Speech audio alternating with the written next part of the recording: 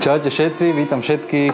Dneska si spravíme výborné jedlo zo zemiakov a bude to granatír, takže taká slovenská klasika. Ja osobne ho mám strašne rád. Rovno sa do toho pustíme. Budeme potrebovať cibulu, ktorú si očistíme a klasicky nakráme na malé kocečky.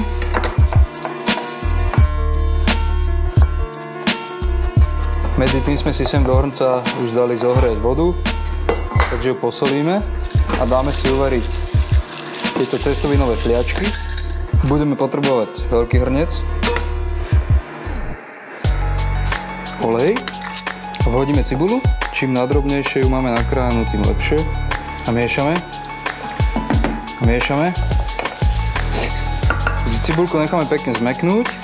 Teraz si očistíme zemiaky, ktoré sme si už dopredu uvarili v šupke, nechali vychladnúť a teraz pôjdu veľmi ľahko očistiť. Najvhodnejšie na toto jedlo sú práve takéto zemiaky, rúžové, ktoré po uvarení držia tvár a nerozpadávajú sa.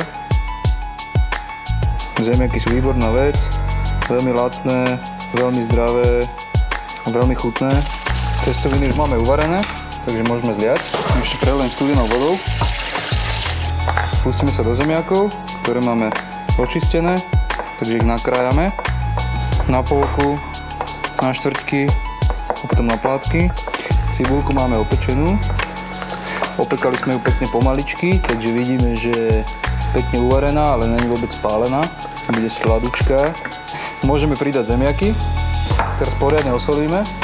To je veľmi dôležité. Čierne korenie. To je tiež veľmi dôležité. A zmiešame s cibulkou a s olejom. A necháme chvíľu opekať. Opečením dostali parádnu chuť. Teraz budeme potrebovať červenú mletú papriku, ktorú nasypeme na zemiaky. Premiešame. A na záver už iba zoberieme naše uvarené cestoviny a hodíme ich k zemiakom. Ešte posolíme. Všetko premiešame dokopy.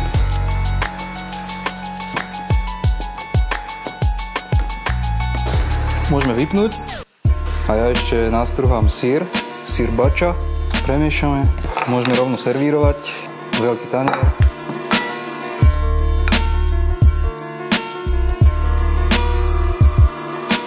Ja ho podávam s kyslými uhorkami alebo s kvasákmi, prípadne s kapustou. Super jednoduchá vec. Určite vyskúšajte granatír ako jedlo dňa.